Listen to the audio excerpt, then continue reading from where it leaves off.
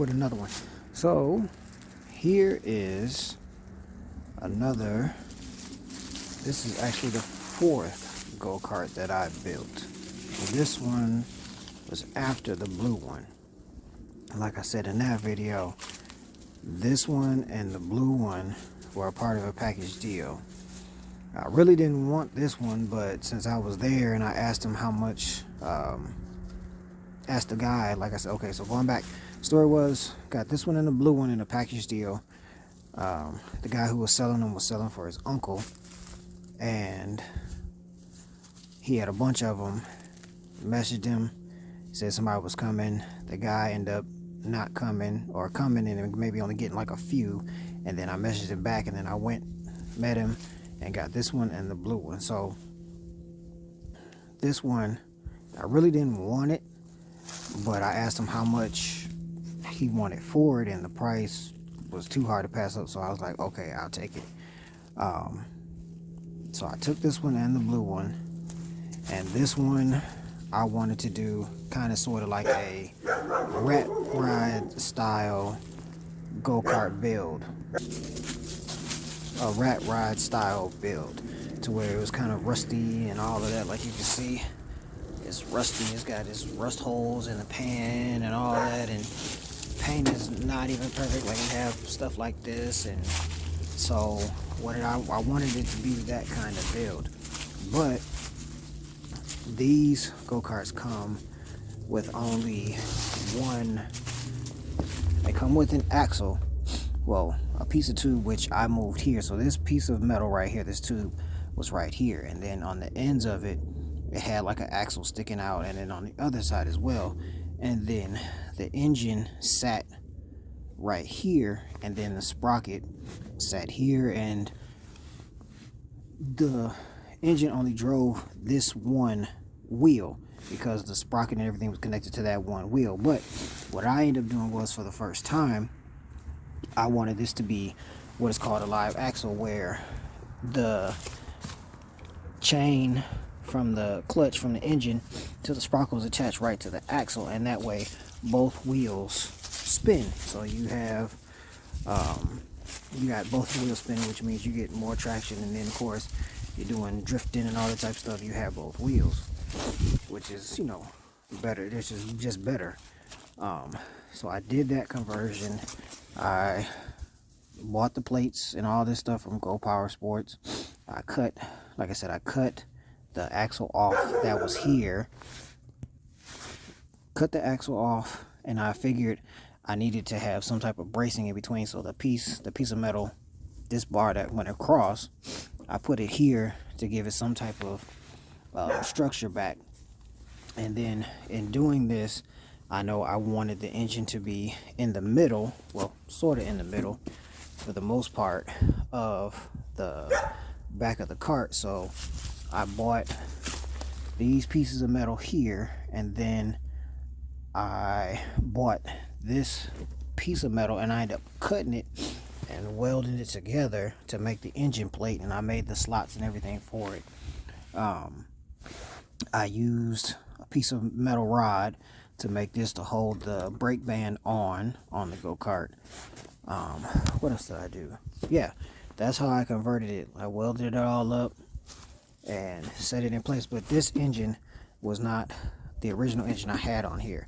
Since I wanted to be like a rat ride build, I have a 7 horsepower Briggs & Stratton flathead motor that originally I put on here, and I got it kind of running at the time, but the carburetor was all messed up, and then the cover on the Briggs, the 7 horsepower Briggs, one of the bolts was stripped down here, and so this, where the pull start was on that engine, which was a part of the whole cover to the engine, was moving, and it was actually keep getting in contact with the flywheel, and it was squeal super, like, and it was, I was like, yeah. So I actually did get it running and driving. It was, I think I drove around the yard like one time, and then after I started doing that, I was like, you know what, that's it, I'm taking that off. And so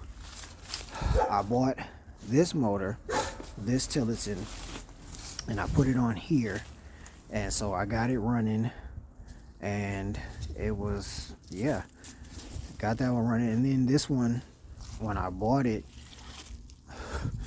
normally I've never had trouble out of these carburetors, especially on a brand new engine, but the carburetor that was on that engine ended up messing up, and I had to buy a brand new carburetor to put on the engine that's basically new, and I barely didn't even drive it that much. It just stopped working, and I even cleaned it out and everything. I cleaned all the things that needed to be cleaned out of it, and so it still didn't work. I was like, you know what, forget it. Clearly the carburetor's not any good, so I bought a new one. Then after all of that, I ended up buying a stage one kit, air filter, bigger jet in the carburetor, header pipe, which this one clearly is going with a theme of it, is very rusty, and that's actually naming it. I named this go-kart Rusty because of the fact that clearly rusty. And all I did was, when I got it all together, instead of repainting it and redoing it, I kind of got some of the rust gone in certain areas, but other than that, I just clear coated it. I just took some clear coated the whole frame, and set it up that way.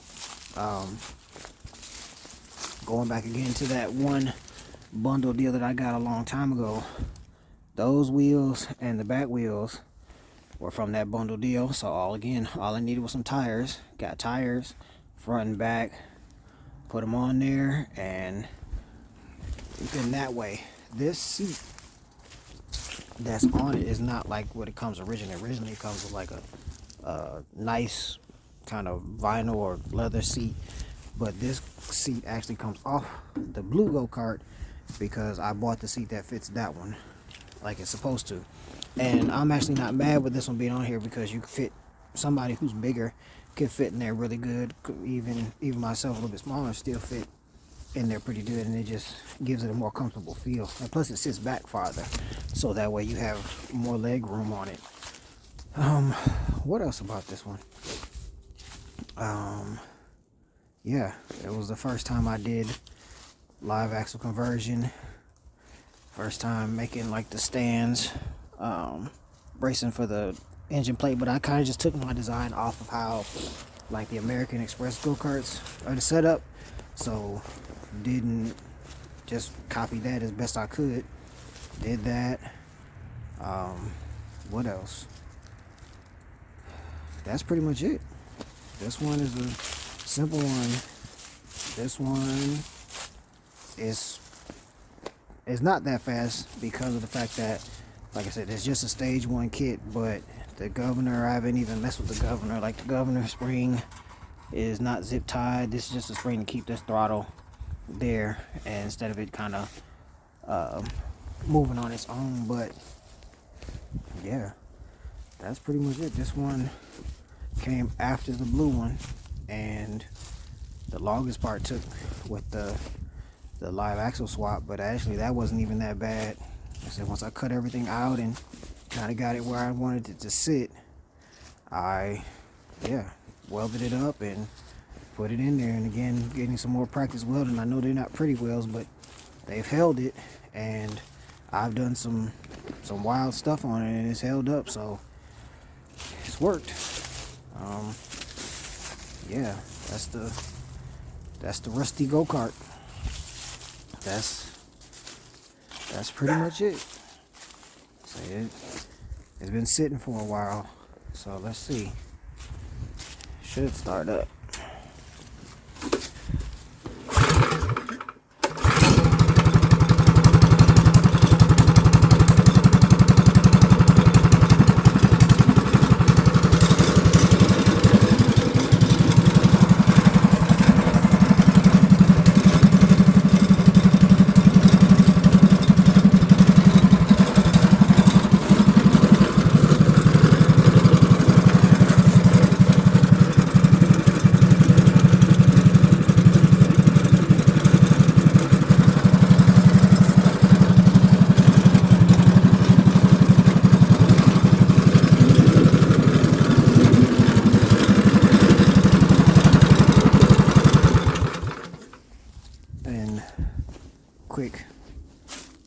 P.S.